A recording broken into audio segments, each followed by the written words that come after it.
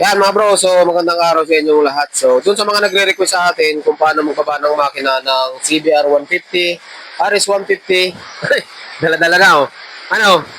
Yan, tama-tama mga bro. Yan lang bro. Yung ano, patungan. Ha? Patungan. Kasan yung upuan na ano? Bro, kunin mo yung kahoy. Yan na lang bro. So, tama-tama mga bro, ngayong araw bro ay meron tayong overhaul ng CBR 150. Yan, so ang gagawa niyan, yan, sa may-ari, si bro.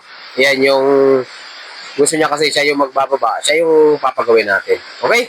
Eh mga bro, bago natin umpisan yung ating video, yung mga bago pa lang po dito sa ating channel, huwag po kalimutan mag-subscribe para po lagi kayong updated tuwing mag-upload po tayo ng mga panibagong tutorial.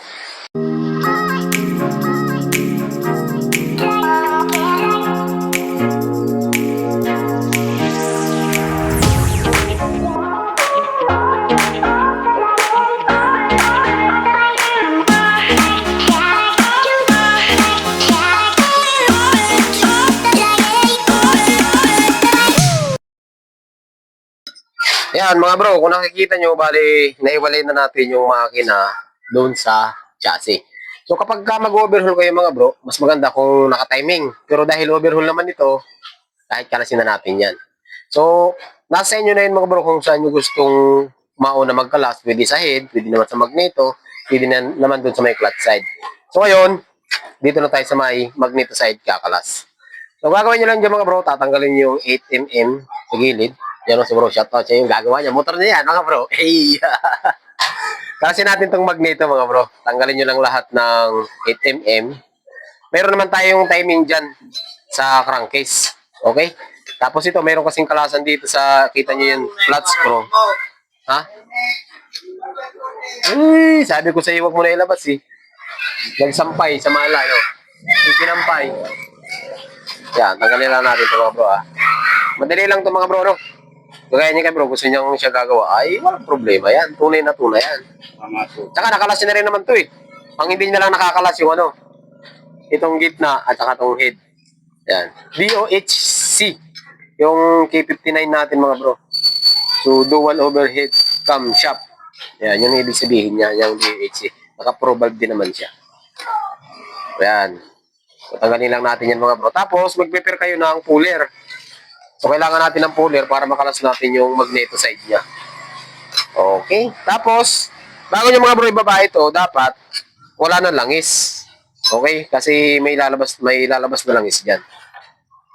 Yan, tanggalin nyo lang bro. Ay! Tumapo na nga. Ayan, yan yung laman ng magneto side. Ayan, washer. At yung starter gear natin. Medyo ano nga bro, may tama yung lining nito. Igana mo konti, yung makina bro. Para makita mo konti. Tagas mo bro. Yan. Okay, ito mga bro yung pag kinalas niyo yung makina ng CBR, ganito yan. Magneto, tapos yung starter gear natin at yung bushing. Parang rider nga lang talaga. Tapos, 17mm, tatanggalin natin yan mga bro. Kailangan mo dyan bro, baril. Ngayon bro, kunin mo yung 17 dyan. Yan. Tapos ito, yan, tanggalin mo na to bro. Yan, tanggalin mo na lahat. Yan, 17.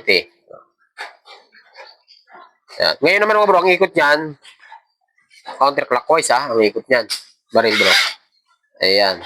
Ito mga bro, mas maganda kung meron kayong impact, ano. Kasi kapag ka mano-mano, mahirap. Pero meron namang mga diskarte kapag ka, ayun oh, basic lang. Meron tayong washer. Ayan, meron tayong isang washer dyan. Tapos, kailangan natin dyan ng puller. Okay? Puller. Bro. Ikaw ang unang gagamit niya, bro. Bago yan. Bago yan. Wala magasgas yan. Wala yung mga puller. Nadami kong puller eh. Pero nawala na yung iba. Ayan, huwag mo lang, bro. Ito mga bro. Ito ba nakalas na, bro? Ayan. Kapag kaganitong first time, mga bro, mas maganda. Ilagay niyo muna yung ano.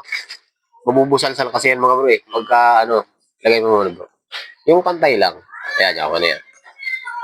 Kasi kapag ka first time mga bro, medyo matigas, hahampasin yan, minsan nabubusalsal. Pero meron naman malambot kapag ka nakalas na, walang problema. Sige, lawalogan mo bro. Kailangan natin yan mga bro ng puller para smooth lang. Yaon. Sagad mo bro ah. Yan. Okay, sagad. Sagad na yan. Logan mo pa. Baka hindi pa eh. May tira pang 3D. Yan dito. If I had... Ito mga bro, siguro, gagawa tayo ng... Ha? Sagad na lang. Gagawa tayo dito mga bro ng video nito. Putol-putol ano, kasi hindi... Matalas yan, huwag mo ilay. Baka masigot ka bro. Kasi kapag ka full video mga bro, medyo mahaba ang video natin, ano? Yan. So kapag ka okay na yan mga bro, mahigpit na yung puller, gamit kayo ng impact. Sige, bira bro. Woo! Ayos! Kalas, hindi tayo pinahirapan, ano nga bro? Yan oh! Yan, kalas na. Ayan, ganyan lang mga bro. Ayan, may ano dyan bro, may bindix dyan. Kalasin mo para makita mo. Okay, kalasin. Yung gear, angat mo. Okay, medyo pa ikot. Yun oh! Ayan mga bro, yung ano talaga to bro? Yung ano yung langis niya, pangit. Giitin. Ayan. O, sa langit siguro. Oo. So yan mga bro, kung makikita nyo, ayun lang, napakadali lang yung parts dito ng ano natin, ng RS. Okay? So nandito na yung ano, nandito na yung ating chain guide. Ito yung ating timing chain. Kaya kapag ka magpapalit kayo ng timing chain, no choice, kakalasin nyo yung magneta niya.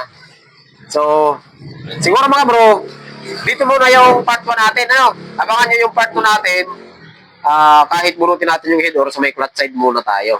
Mahaba na kasi yung video natin, siguro hanggang dito lang yung video natin. Abangan nyo na lang yung part 2 natin. So hanggang dito lang, magandang araw sa inyo lahat. Try safe palagi mga bro.